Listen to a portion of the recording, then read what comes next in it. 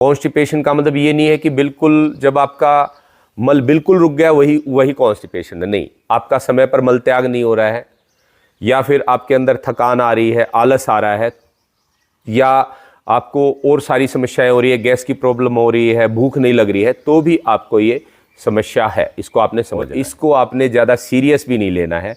कई लोग क्या करते हैं कि कॉन्स्टिपेशन हो जाता है तो और बहुत ज़्यादा तनाव में आ जाते हैं कि पेट साफ नहीं हुआ, सुबह सुबह परेशान हो जाते हैं।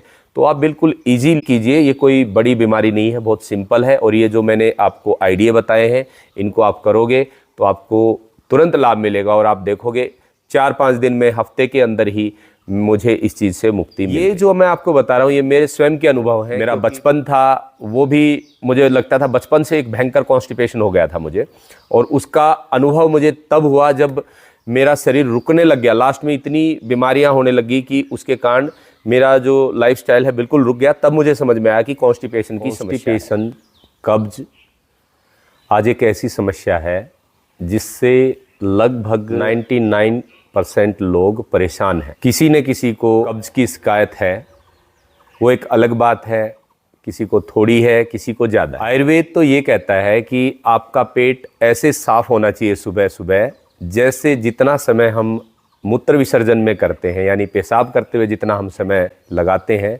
उतना ही समय आपका पेट खाली होने में लगना चाहिए। लेकिन ये वास्तव में आज बहुत सारे लोग लाइफस्टाइल की वजह से, काम की अधिकता की वजह से, तनाव के कारण सबकी ऐसी स्थिति हो गई है कि बहुत टाइम वो टॉयलेट में लगाते हैं, बहुत टाइम उनको टॉयलेट में लगाना पड़ता है। तो किसी को आंशिक रूप से कब्ज है, किसी को भयंकर कॉन्स्टिपेशन हो जाता है। आप क्या करें कि जिसके कारण आपको भविष्य में कॉन्स्टिपेशन की बीमारी ना हो, कब्ज ना हो, और आप बहुत अच्छा फील कर पाए। कब्ज जैसे हो जाता है तो सुबह सुबह यदि आपका पेट ही साफ नहीं हुआ ना, तो पूरा दिन आपका ऐसे जाएगा कि जैसे एक कोई बेचैनी सी है, कोई परेशानी सी। तो यहाँ पे सबसे पहले मैं कुछ चीज़ें बता रहा हूँ कि आपको क्या नहीं करना है। सबसे पहले तो देखो, हमें उस चीज़ को रोकना होता है जो हमें हमारी जो बीमारी की जड़ है उसको हमने समाप्त करना होता है। पहले तो वो गलतियां जो हम करते हैं जिनके कारण वो परेशानी होती है, हमें उन गलतियों को रोकना चाहिए। फिर उसके बाद हमें उस चीज़ पे काम करना चाहिए जो हमें ठीक करना है। जो नहीं करनी है वो क्या है कि आपको कभी भी, यदि आपको लग रहा है कि आपका पेट साफ नहीं हो रहा है, मोशन नहीं आ रहा है, तो आपको ज़बरदस्ती टॉयलेट में जाके दबाव के साथ अपने मल का त्याग नहीं करना है। क्योंकि बहुत सारे लोग ये करते हैं कि उनको ऑफिस जाना है या दूसरे काम करने हैं, या फिर एक मन में ऐसा एक प्लान किया हुआ है कि मैंने सुबह उठते ही सबसे पहले यही काम करना है, पेट साफ करना है, मल त्याग करना है, उसके बाद मैं दूसरे काम करूं। तो वो ये गलती करते हैं अक्सर कि वो उस जल्दबाजी में, मोशन बन नहीं रहा है, और बैठ जाएंगे और ज़बरदस्ती मल त्याग करेंगे। दूसरा काम आपको क्या करना है, यदि आप अपने पेट को बिल्कुल साफ रखना चाहते हैं, स्वस्थ रखना चाहते हैं, तो आपको बिना भूख नहीं खाना है। यदि आपको भूख नहीं लगती है और आप खाते हैं तो उससे क्या है कि एक तो भोजन के प्रति आपकी रुचि घटेगी, आपको भोजन अच्छा नहीं लगेगा, बिना भूख आपको खाना स्वाद नहीं लगेगा। दूसरा, वो भोजन अंदर जाके आपके पेट में बहुत सारी व्याधियां पैदा करेगा, यानी आपका जो पाचन तंत्र है उसको कमज़ोर कर देगा। ये ठीक ऐसे ही है जैसे किसी एक व्यक्ति के पास पहले से ही काम पेंडिंग पड़ा है और उसको आप 10 काम और बता दोगे जल्दी जल्दी से, तो उसका है ना दिमाग अंगेज हो जाएगा, वो परेशान हो जाएगा और वो एक काम भी ढंग से नहीं कर पाएगा। तो ऐसे ही हमारे शरीर का। तीसरी चीज़ जो आपने बहुत महत्वपूर्ण देखनी है भोजन के संबंधी में, वो ये देखनी है कि जिस चीज़ का आपका मन करता है वैसा ही भोजन आपको खाना है, यदि आप अपने पेट को स्वस्थ रखना चाहते हैं। देखिए, स्वाद जो होते हैं, 6 स्वाद होते हैं, 6 रस होते हैं, और उन्हीं से स्वाद आता है। कई बार आपने महसूस किया होगा, आपका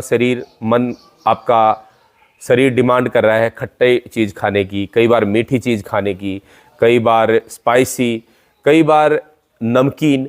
तो जो स्वाद शरीर मांग रहा है, डिमांड कर रहा है, इसका मतलब ये है कि आपके शरीर को उसी रस की ज़रूरत है। कई बार आपका मन करेगा कि कच्ची चीज़ें खाई जाएं, तो कच्ची चीज़ें खाइए। कई बार आपका मन करेगा कि नहीं, थोड़ा ठोस खाया जाए, अनाज खाया जाए, तो अनाज खाइए। आपको बिल्कुल लकीर के फ़कीर नहीं होना है कि या बिल्कुल आप एक चीज़ के पीछे पड़ गए तो आपने थोड़ा सा अलर्ट होके देखना है कि मेरा शरीर क्या डिमांड कर रहा है। 3 चीज आपने ये बिल्कुल नहीं करनी है, और आप देखना 60-70% तो आपको इसी से लाभ मिल जाएगा, आपका कॉन्स्टिपेशन ठीक हो जाएगा। तो इसमें कुछ महत्वपूर्ण चीजें हैं जो आपको करनी है। वो है, सबसे पहले आपको कब्ज की शिकायत है, मिर्च मसाले, ज़्यादा तेल और ज़्यादा रिफाइंड की चीज़ें, बाहर की चीज़ें, ऐसी चीज़ आपको नहीं खानी है, ये भी ध्यान आपको रखना है। और इसके साथ में समय समय पर आपको प्राणायाम करने चाहिए। यदि आप अपने पेट को ठीक रखना चाहते हैं तो 2-3 क्रियाएं होती हैं, जैसे अग्निसार है, कपालभाति है, त्रिबंध है, और थोड़े बहुत आसन होते हैं, 6-7 आसन होते हैं, जिसमें मुख्य रूप से पेट के लिए मंडूकासन, पेट को साफ करने के लिए मंडूकासन होते हैं, जो वज्रासन में बैठ के किए जाते हैं। और पेट के बल लेट करके होते हैं भुजंगासन, पूर्ण भुजंगासन, सलभासन, अर्ध सलभासन, धनुरासन, और उत्तान पादासन बहुत अच्छा अभ्यास है पेट के कॉन्स्टिपेशन को मिटाने के लिए। जैसे कमर के बल लेट के हम करते हैं उत्तान पादासन, पवन मुक्तासन, और यदि आपका शरीर थोड़ा सा और फ्लेक्सिबल है तो हलासन आप कर सकते हैं। आसन बहुत ज़रूरी है, प्राणायाम बहुत ज़रूरी है, साथ में समय पर सोना, और अपनी लाइफस्टाइल पे थोड़ा थोड़ा काम करोगे, आप अच्छी लाइफस्टाइल करोगे तो ये बीमारी आपकी जड़ से ख़त्म हो जाएगी। आज की वीडियो में इतना ही, फिर मिलते हैं नई वीडियो के साथ। हरिओम, नमस्कार।